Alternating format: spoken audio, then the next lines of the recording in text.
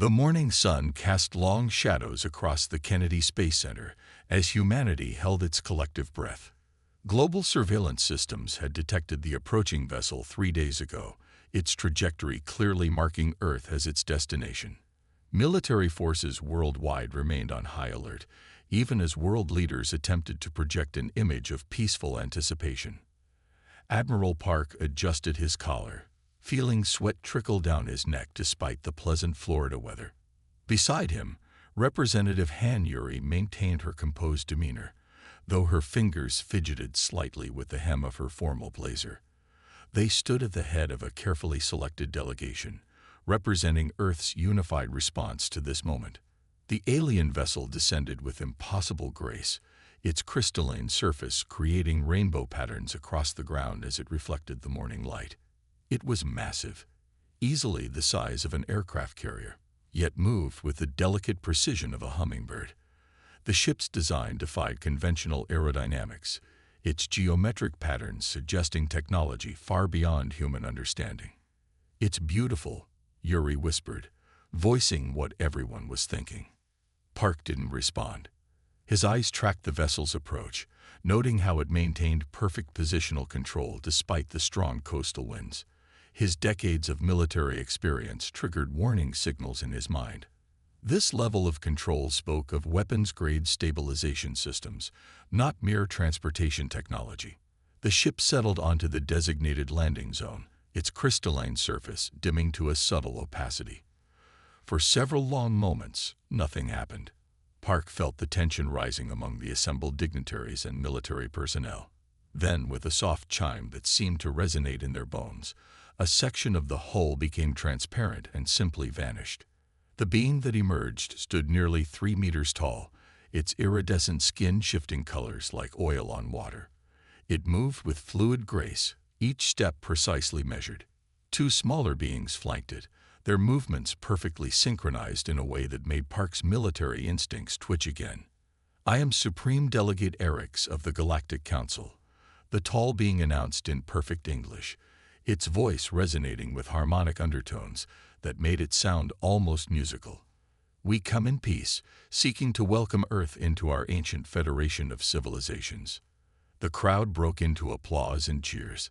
Park noticed how Erix's escorts used the momentary distraction to scan the assembled humans with devices disguised as ceremonial staff. Their movements were too precise, too practiced. Over the next few weeks, as Earth's governments negotiated with the Council, Park compiled his observations. The Council ships, while claiming to be mere diplomatic vessels, maintained combat formations during their ceremonial flybys. Their cultural exchanges focused suspiciously on Earth's military response capabilities and defense systems. Even their questions about human biology seemed centered on resistance to various forms of damage. Late one evening, Park found Yuri alone in her office, reviewing Council documentation. "Representative Han," he said, closing the door. "We need to talk." Yuri looked up, her expression troubled. "About the Council's interesting definition of cultural exchange." Park felt a surge of relief. "You've noticed it too." "Their questions are too specific," she said, turning her tablet to show him. "Every conversation circles back to our military capabilities, industrial capacity, or response times to various scenarios. They're assessing us, Admiral." "Like predators sizing up prey," Park agreed, sharing his own observations. The Council's ships always maintained strategic positions above major military installations. Their diplomatic corps included an unusually high number of individuals with movement patterns suggesting combat training. "The public is enamored with them," Yuri said, rubbing her temples. "The promise of advanced technology, space travel, medical breakthroughs, it's everything humanity has dreamed of." "Dreams can be weapons," Park replied grimly. "The perfect way to lower our guard." They spent hours reviewing data, finding more patterns. The Council's technology demonstrations always stopped short of revealing any defensive capabilities. Their medical scans focused on human pain thresholds and healing rates. Even their cultural programs seemed designed to identify potential resistance leaders. "We need to be careful," Yuri said finally. If we're right, showing any suspicion could trigger whatever they're planning. If we're wrong, we could damage humanity's greatest opportunity for advancement. Park stared out the window at the distant gleam of a council ship. Representative Han, in my experience, when something seems too good to be true, it usually is. The question is, what do we do about it?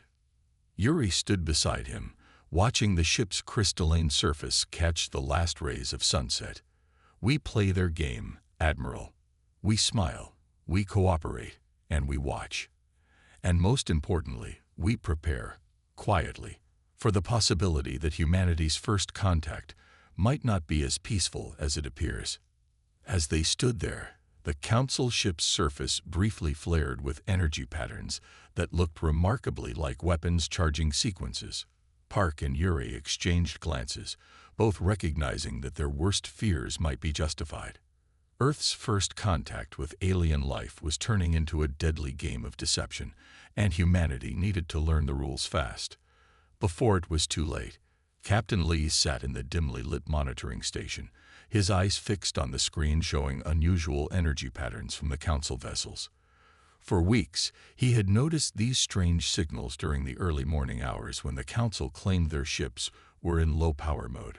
Tonight was different. The patterns were stronger, more structured. "Take a look at this," he called to Song Me, who had been working late again. The intelligence analyst moved to his station, her tired eyes sharpening with interest as she studied the readings. "That's not normal communication traffic," she said, fingers flying across her keyboard. "The energy signature is too complex." She pulled up comparison data from previous weeks. "See these spikes? They match exactly, too exactly for random transmissions." Lee nodded grimly. "Encrypted data bursts. They're hiding something." Over the next few days, they worked in secret, developing algorithms to decode the patterns.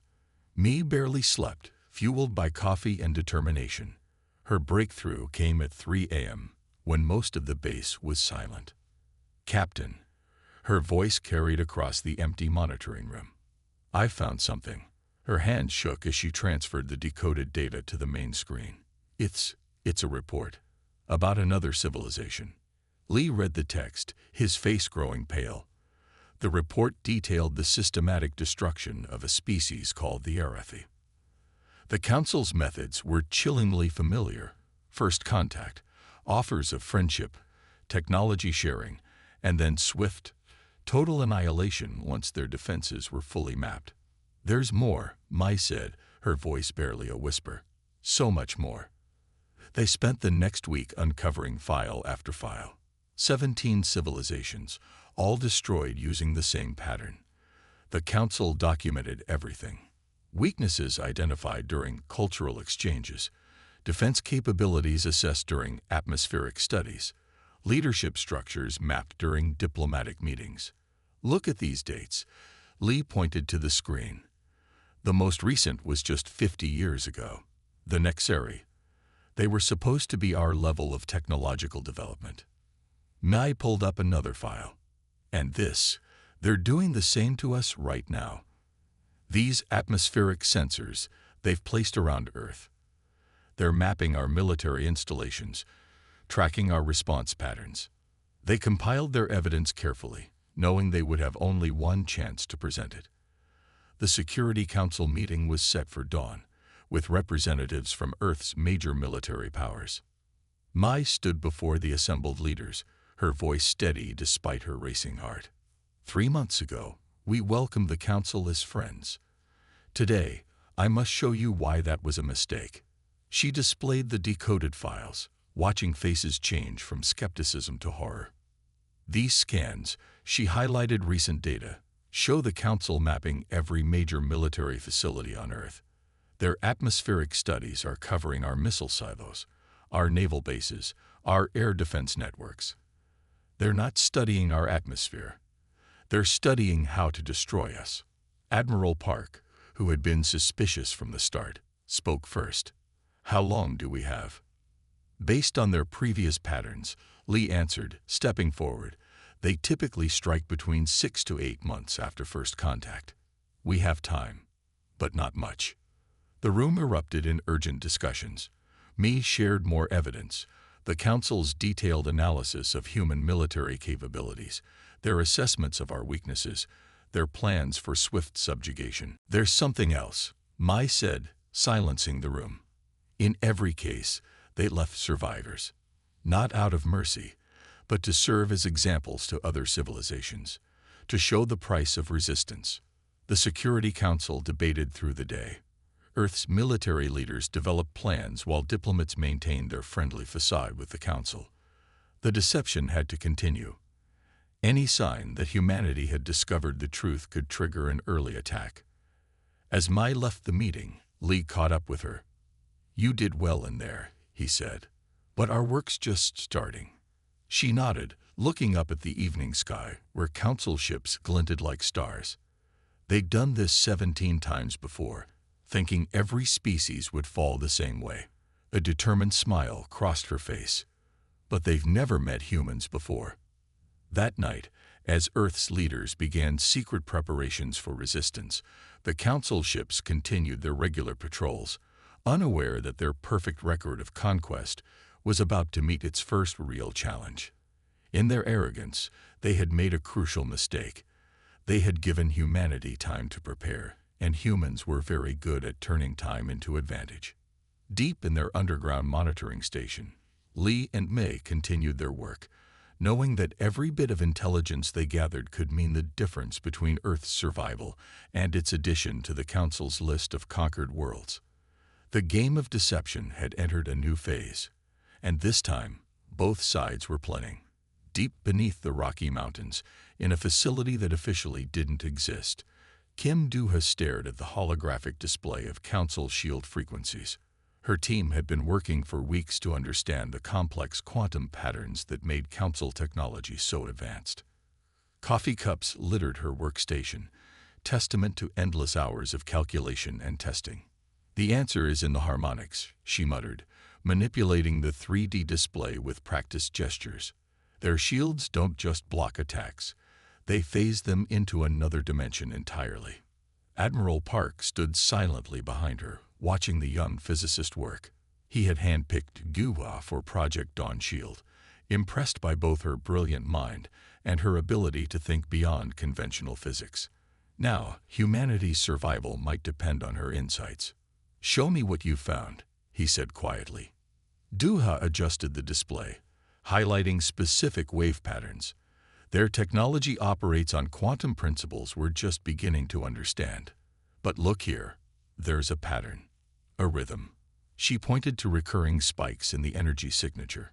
"Their shields are predictable, and anything predictable can be beaten." In another part of the facility, engineers worked on reverse-engineered Council technology. Every piece of alien equipment they could secretly acquire was studied, dismantled, and understood. Duha's theories guided their work, helping them combine human innovation with alien science. "The breakthrough came when we stopped trying to overpower their shields," Duha explained, leading Park to a testing chamber. "Instead, we learned to dance with them."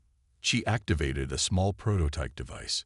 Energy coursed through it, forming patterns that mimicked Council shield frequencies before suddenly shifting to something entirely new. Park watched as the test beam passed straight through a captured Council shield generator. "You've done it," he said, eyes widening. "This is just the beginning," Duha replied, her exhaustion forgotten in the excitement of success. "We're developing weapons that don't just penetrate their defenses, they turn those defenses against them." Meanwhile, in the asteroid belt between Mars and Jupiter, Commander Choi supervised the construction of humanity's secret fleet. Mining operations provided cover for the massive undertaking, while automated factories, hidden in hollowed-out asteroids, worked continuously to build Earth's first advanced warships. "Integration tests successful," reported a technician, as another quantum weapon system came online. "Duha's designs are working perfectly." Choi nodded, watching through the observation window as workers swarmed over the hull of their newest vessel. The ships looked nothing like traditional space vessels. Their designs incorporated everything they'd learned from Council technology, while adding uniquely human innovations. "How many are ready?" Park asked during his weekly inspection. 30 completed, another 50 in final assembly," Choi responded, pride evident in his voice. "Each one capable of going toe-to-toe with Council vessels, thanks to Dua's breakthroughs. The ship's incorporated features the Council would never expect: quantum phase cannons that bypassed shields completely, adaptive hull materials that could redirect energy attacks, and AI systems that could predict and counter Council tactics faster than any organic crew." Back in the underground lab, Duha made another breakthrough. "Admiral," she called excitedly, bringing up new data. "We've cracked their quantum communication system. Not just intercepting, we can replicate it." This development changed everything. Earth's ships would be able to disguise themselves as Council vessels, coordinating attacks while remaining undetected. Park immediately ordered the implementation of the new technology across the fleet. The work continued around the clock. Every day brought new advances, new weapons, new defenses. Humanity's greatest minds worked together, driven by the knowledge that failure meant extinction. The Council's regular inspections found nothing suspicious, just a primitive species struggling to understand basic spaceflight. "They think we're children," Duha said one evening, watching a Council ship pass overhead through a heavily shielded skylight. "Playing with toys while they plan our destruction." Park smiled grimly. "Let them think that. Underestimation will be their downfall." The fleet grew stronger daily. Hidden shipyards produced vessels that incorporated each new breakthrough. Duha's quantum weapons became more refined, more powerful. Training simulations prepared crews for combat against Council tactics. "We're almost ready," Choi reported during a secure conference. "The fleet can be activated within hours of the signal." Park nodded, knowing that somewhere above them, the Council continued their preparations for conquest, unaware that their intended victims were preparing a surprise of their own. Humanity's response would come not with the primitive weapons they expected, but with technology that matched and even surpassed their own. "Soon," he said, watching Duha fine-tune another quantum device. "Very soon." The shadow game continued, each side preparing for a conflict that would determine the fate of Earth. But while the Council relied on their ancient tactics, humanity was about to introduce them to something they'd never faced before: the innovative spirit of a species fighting for survival. The emergency alarms blared through every military installation on Earth at exactly 300 hours GMT. Supreme Delegate Eric's holographic image appeared simultaneously in every major government chamber worldwide, its iridescent form towering over assembled leaders. In accordance with Galactic Peace Protocol 7249, Earth must surrender all military capabilities within 30 standard days, Eric's announced, its harmonious voice now carrying an edge of steel. "This is non-negotiable. Failure to comply will result in immediate pacification." Representative Han Yuri stood calmly before the projection in the UN Security Council chamber. "This is quite sudden, Supreme Delegate. We have cooperated fully with all Council directives." "Precisely why this should not be difficult," Eric's replied smoothly. "Peaceful species have no need for weapons." Deep beneath the Rocky Mountains, Admiral Park watched the exchange on a secure feed while activating Dawn Shield's final protocols. Around him, the command center erupted into controlled chaos as officers relayed encrypted orders to hidden bases throughout the solar system. "Duha," he called over the secure channel. "What are we seeing?" In her quantum detection lab, Kim Duha's fingers flew across holographic displays. "Council ships are emerging everywhere. They've been waiting in quantum space, Admiral. Thousands of them." Her voice remained steady even as the numbers kept climbing. "Current count is 2,000, 2,500, 3,000, and still rising." Yuri's diplomatic exchange continued on the main screen. Surely such immediate disarmament would leave Earth vulnerable to other threats. "The Council provides protection to all member worlds," Eric's responded with practiced smoothness. "You need only trust in our benevolence." Park smiled grimly at those words. Status of our fleet. He asked Commander Choi through the quantum-encrypted channel. All ships at battle readiness. Choi reported from his asteroid base. Crews are in position. Quantum weapons hot. We can launch on your command. Duha's sensors painted a terrifying picture of the Council's trap. Their ships had emerged in perfect attack formation, covering every strategic approach to Earth. Their position showed centuries of experience in planetary subjugation. No conventional defense could possibly succeed against such overwhelming force. They're powering up weapon systems, Duha reported, her quantum scanners reading through the Council's stealth fields. Standard pattern matching their previous conquests. They're not expecting any real resistance. Yuri maintained her diplomatic facade masterfully. We will need time to consult with Earth's nations regarding this request, she told Erix. You have 30 days, the Council delegate repeated. We trust you will make the wise choice. The hologram vanished. Park opened a secure channel to all Dawn Shield commanders. This is the moment we've prepared for. Maintain absolute communication silence. Hold positions until my mark. He turned to his tactical display, watching Council ships continue to emerge from quantum space. Duha. They still haven't detected our fleet. Negative, Admiral. Our quantum masking is holding. They're completely blind to our preparations. Throughout the solar system, Earth's hidden fleet waited in the shadows of asteroids and planetary magnetic fields. Each ship carried Duha's revolutionary quantum weapons, their crews trained for this exact scenario. They were outnumbered 3-1, but they had surprise on their side, and humanity's desperate innovation. Council ships are moving to bombardment positions, Duha reported. They're not even trying to hide their intentions anymore. Park watched the tactical display grimly. The Council's formations were perfect, their strategy flawless. For fighting a primitive species with conventional weapons, they had no idea what was waiting for them. Representative Han. He called Yuri on their secure channel. How long can you keep them talking? As long as you need, Admiral, she replied calmly. They're overconfident. They think we're just stalling in fear. The next hours were tense as Council ships completed their positioning. They took their time, showing no concern about possible resistance. Why should they? In their experience, no species had ever survived their pacification protocols. Final count, Duha announced. 3,200 Council warships, all in standard conquest formation. She paused, then added quietly, They're really not expecting anything from us, are they? No, Park replied, watching the enemy ships settle into their firing positions with arrogant precision. And that's exactly why we're going to win. The Council's trap was set, their noose tightening around Earth. But they had made a crucial mistake. They had given humanity time to prepare, and humans had used that time well.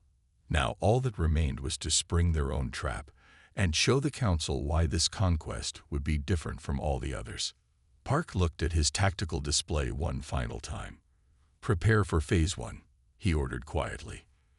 Let's show them what humanity can do. The first rays of sunlight crept over Earth's horizon as the Council fleet began their attack formation. 3,000 warships moved with perfect coordination, their weapons charging for what they expected to be a swift and brutal conquest. Supreme Delegate Erix's final message still echoed through Earth's communication channels. Your time has expired. Pacification will now commence. Captain Lee sat in the command chair of the Shadow Striker, his ship hidden in the magnetic wake of a small asteroid. Around him, his crew worked in focused silence, every person aware that humanity's survival hinged on the next few minutes. All ships report ready, his tactical officer whispered. Quantum phase cannons at full charge. Council ships are launching their first wave, came Duha's voice over the secure channel.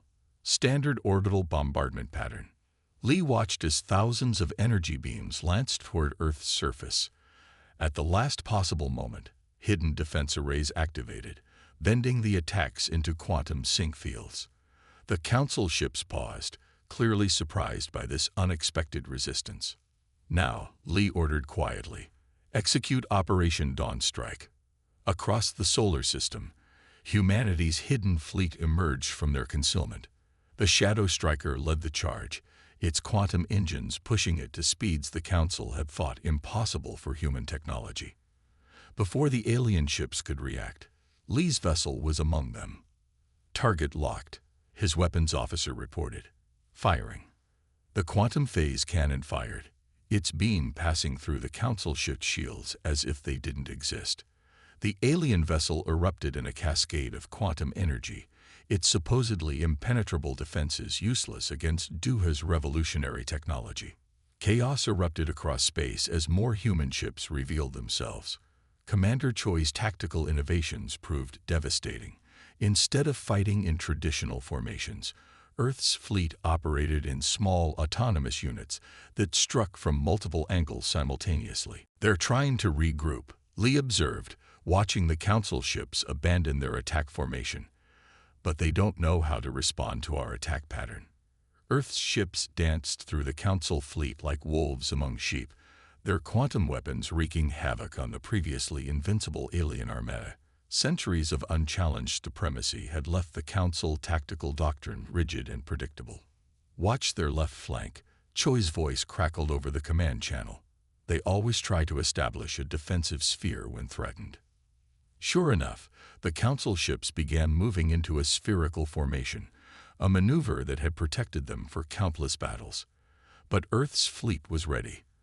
As the alien ships concentrated their shields outward, quantum torpedoes phased into existence inside their formation, devastating them from within.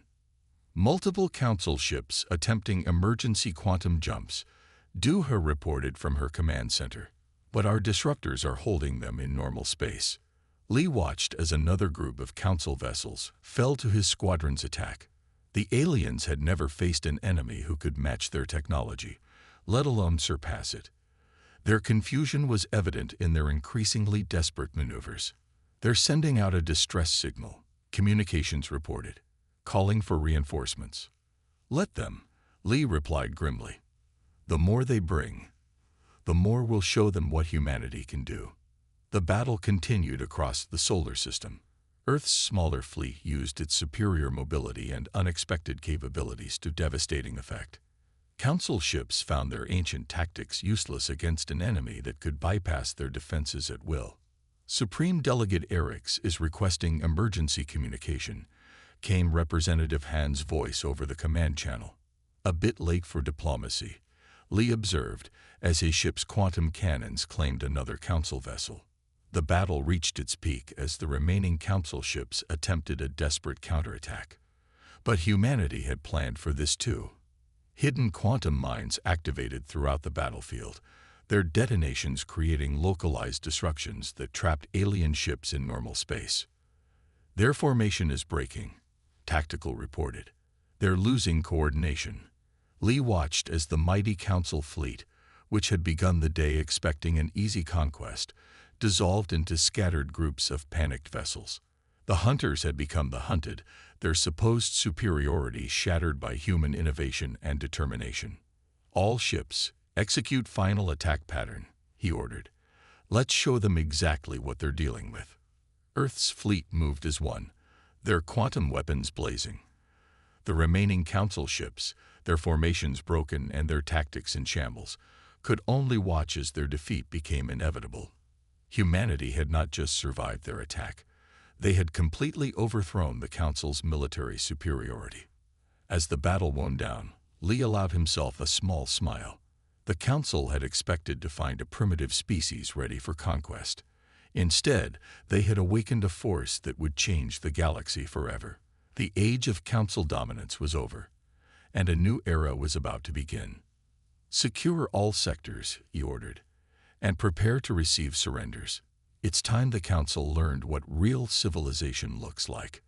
Above Earth, the wreckage of Council ships drifted silently, a testament to the price of underestimating humanity's potential. The dawn of a new age had arrived, written in quantum fire across the stars. The news of Earth's victory spread through the galaxy like wildfire. On countless subjugated worlds, Beings of all species gathered in secret to share whispered stories of how a supposedly primitive planet had shattered the Council's invincible fleet. Hope, long forgotten under centuries of oppression, began to stir. Admiral Park stood before a holographic display showing dozens of alien representatives, each transmission carefully encrypted to avoid Council detection. "Earth offers you not just weapons," he said, "but partnership. Together, we can end the Council's tyranny forever." The Centauri delegate, a crystalline being named Lux, spoke first. "For 3 centuries, we have endured their rule. But your quantum technology, it changes everything." In her lab, Kim Do-ho worked tirelessly with alien scientists, teaching them the principles behind her breakthroughs. "The key is understanding that Council shields aren't truly impenetrable," she explained to a group of eager learners. "They'd follow patterns, and patterns can be broken." Captain Lee's fleet moved swiftly, striking Council strongholds across multiple systems. The Shadow Striker led a daring raid on a Council prison world, freeing thousands of political prisoners. Among them were resistance leaders the Council had claimed were long dead. "They kept us alive as examples," explained one freed leader, a being of living fire named Spark. "But now we will become examples of something else. Liberation." Representative Han Yuri worked around the clock, coordinating with resistance movements that seemed to spring up daily. Her diplomatic skills proved crucial in forming alliances between species that had been manipulated into distrusting each other by Council propaganda. The Council's greatest weapon was never their technology, she told a gathering of resistance leaders.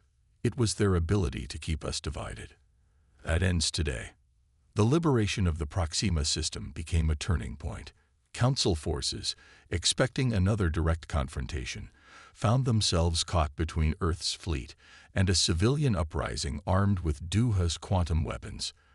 Their defensive positions, held for centuries, crumbled in hours. "Status report," Park demanded as news of another victory reached Earth. 7 systems liberated in the past week alone, his aide reported. Resistance movements active in 30 more. The Council is losing control.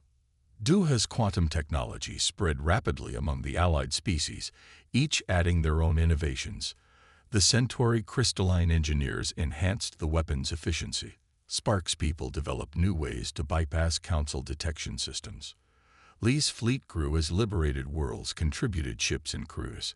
The Council's rigid tactics proved useless against this combined force that fought with countless different strategies and technologies. "They never imagined we could work together," Lee observed as his mixed-species crew coordinated another precision strike. "Their empire was built on keeping us afraid of each other." The Council's response grew increasingly desperate. They began destroying their own infrastructure rather than let it fall into Allied hands. But each act of destruction only turned more of their subjects against them. "Look at this," Yuri said during an emergency meeting, displaying images of Council forces firing on peaceful protesters. "They're showing their true nature to the galaxy." The resistance movement became known as the Liberation Front, its symbol a rising sun breaking through chains. Ships bearing this emblem appeared in system after system, bringing hope and freedom to populations that had known only oppression. Do-ho worked continuously, improving her technology and training others to use it. "Every species brings new insights," she told Park during a rare break. "We're achieving things I never thought possible." The Council's grip on the galaxy weakened daily. Their once mighty fleets were scattered, trying to contain uprisings that erupted faster than they could respond. Centuries of tactical doctrine proved useless against an enemy that refused to fight according to their rules. "Another Council governor has requested asylum," Yuri reported. "They're offering tactical information in exchange for protection." Park nodded grimly. "The Empire is crumbling from within. Their own people are turning against them." Lee's fleet approached the Orion sector, home to some of the Council's oldest colonies. They expected fierce resistance, but found instead populations ready to rise up. Centuries of oppression had created an explosive situation that needed only a spark.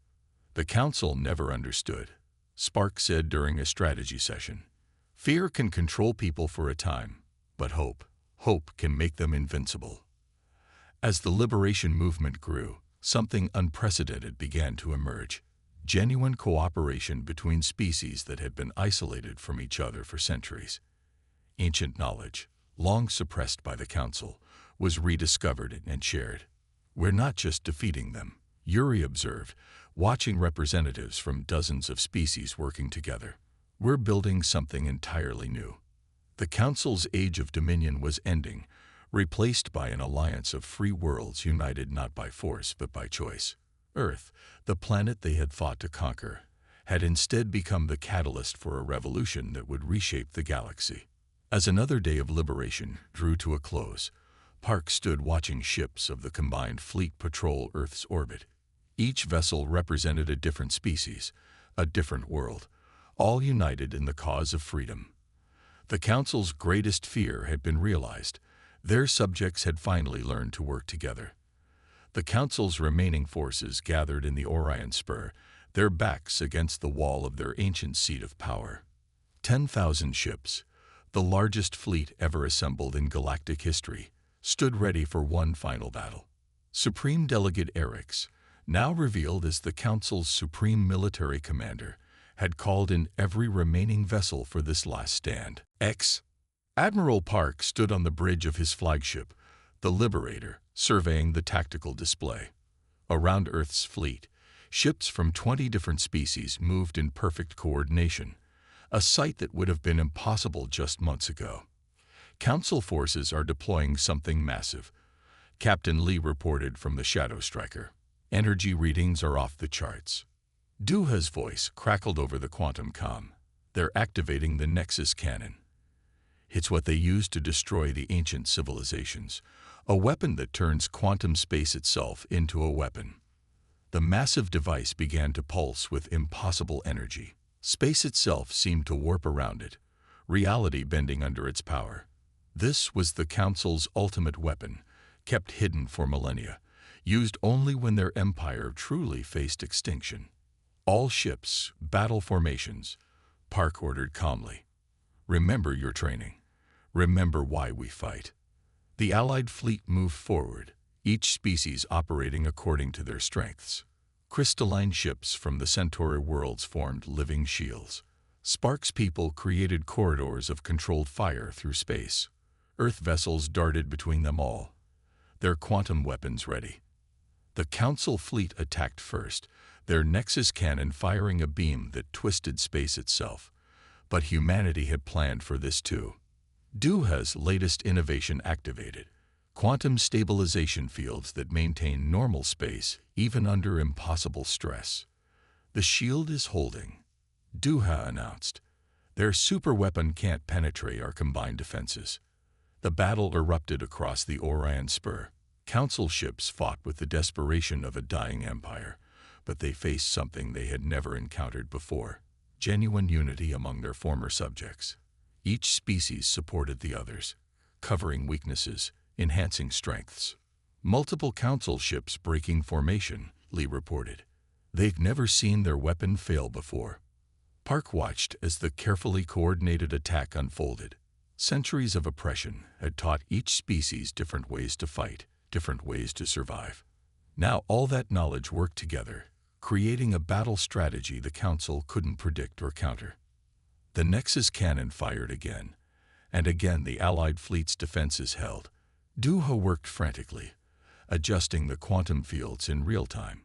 The weapon's starting to overload, she reported. They're pushing it beyond safety limits. All ships, execute final attack pattern, Park ordered. End this. The Allied fleet struck as one.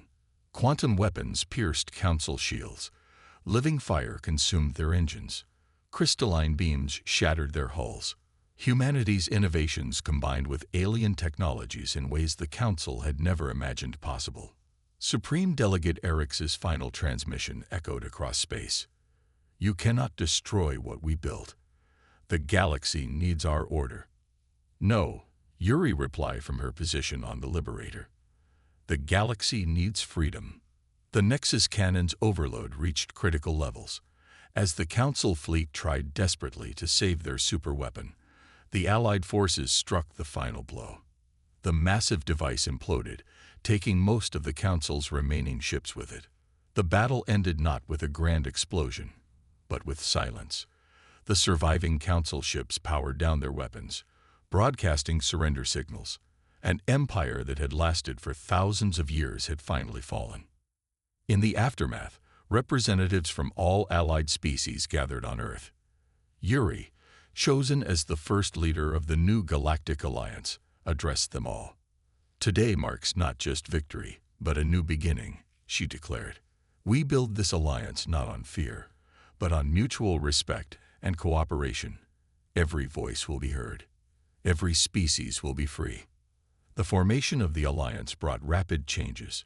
Duha's quantum technology, combined with knowledge from other species, led to unprecedented advances. Trade routes opened between formerly isolated worlds. Cultural exchanges flourished. As Park watched ships of all species moving freely through Earth's space, he reflected on how far they had come. Humanity had not just survived. They had helped forge something entirely new. A true galactic civilization, built on principles of freedom and cooperation. The stars shone down on a changed galaxy. The Council's age of oppression had ended, replaced by an era of liberation and unity. And at the heart of it all was Earth, the planet that had dared to stand up and say no to tyranny. The galaxy would never be the same, and that was exactly as it should be.